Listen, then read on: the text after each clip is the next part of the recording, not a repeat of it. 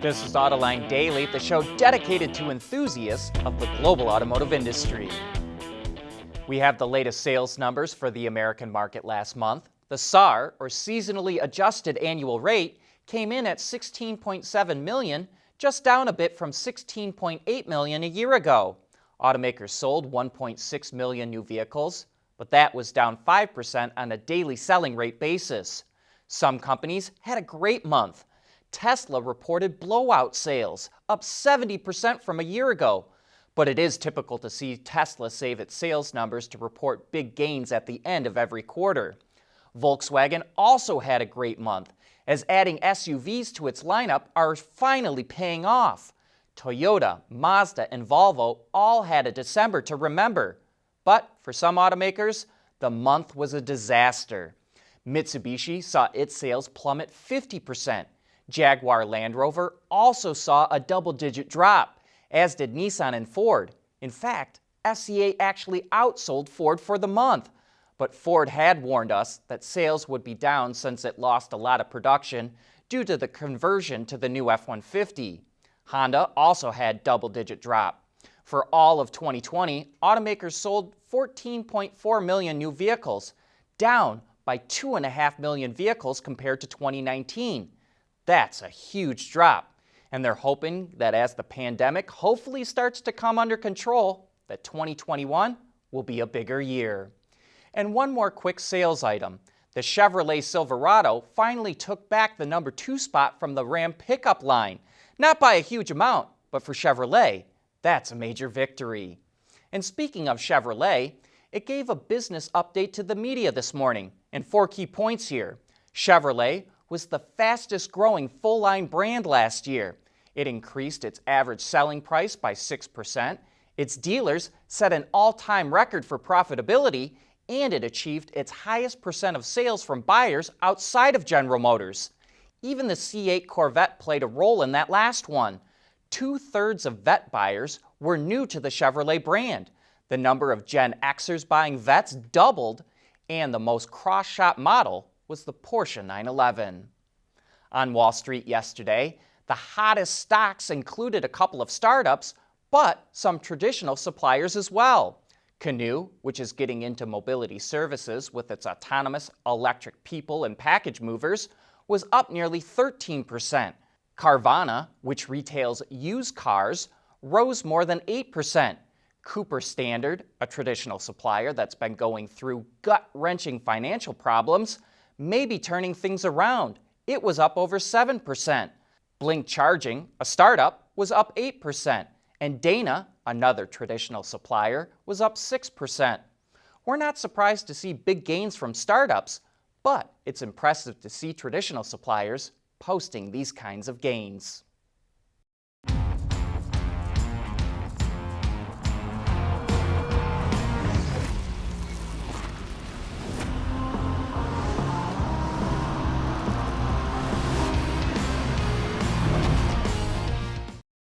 We want to know what drives your testing. OTA, connected car, diagnostics, remote testing. Intrepid Control Systems is here to help you work from anywhere. Intrepid Control Systems, driven by your data. The world is changing at an ever-increasing pace. No matter what the mode of transportation, there is always the need for an efficient propulsion system. And that's exactly what BorgWarner has been doing since the earliest days of the automotive industry. In a wild event which included plenty of fireworks and a lighting display from a fleet of drones, Kia revealed its new corporate logo. It features more symmetrical lettering that's connected together as one. Gone is the red oval with blocky letters, and so is the concern for ever mistaking for a Kia with a Ford again. And did you know that Kia actually had a partnership with Ford that started in the late 80s? Kia produced several Mazda-designed vehicles, including a version of the Ford Festiva called the Kia Pride. Kia didn't come out with its oval logo until the early 90s, so we wonder if it was influenced by Ford's logo. And the similarity in logos is one of the main reasons why you see a decent number of people in North America switch over to the Korean Kia logo, which still uses the oval but features a much more stylized K. No word if or when we'll see this new logo make its way onto a vehicle.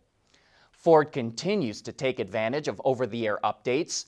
Fleet owners in Europe can now activate Guard Mode, which monitors the vehicle and can send alerts to a phone. By looking at various sensors inside the vehicle, the system is able to detect when someone opens any of the doors or hood, and also if the vehicle is started.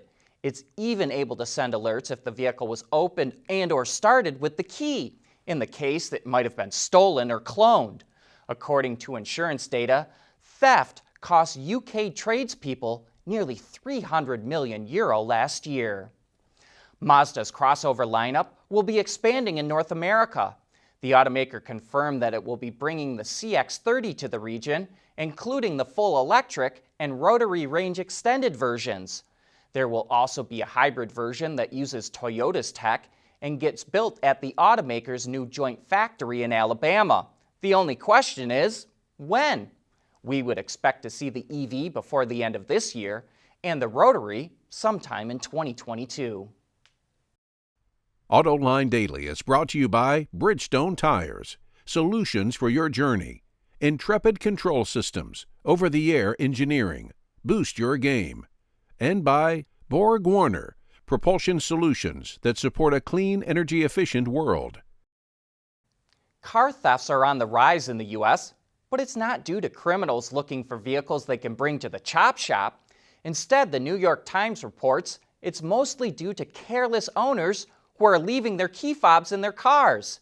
When key fobs were introduced in the late 90s, it helped to dramatically reduce the number of stolen vehicles, from a high of 1.7 million in 1991 down to 723,000 in 2019. However, thefts in the last 6 months are up 13%, partly due to the pandemic. Cities with stricter lockdowns have seen thefts rise. The good news is the stolen cars aren't being stripped for parts and are mostly being taken by teenagers looking for a joyride. The vehicles are usually abandoned and undamaged, and police say they're able to return most to owners. Last year, GM and Honda announced they will jointly develop 2 all-new electric vehicles for Honda based on GM's EV architecture, and that will be built at GM's plants in North America. Now we're learning a bit more about the deal. Automotive News reports that the vehicles will be crossovers, and one will be for Honda, while the other will be for Acura. One will be built at GM's plant in Ramos Arizpe, Mexico, which builds the Chevy Blazer and Equinox, while the other model will be built at GM's Spring Hill, Tennessee plant, the same place as the Cadillac Lyriq. The Honda EV is expected to go on sale in 2023, while the Acura will hit the market the following year. And speaking of electric vehicles, a new study found that a vast majority of EV owners won't go back to gas-powered vehicles. ZapMap conducted a survey of 2,000 EV owners in the UK, and 91% said they're sticking with battery-powered vehicles, while only 1% said they want to switch back to gas or diesel-powered ones. About 3/4 of respondents were first-time EV owners.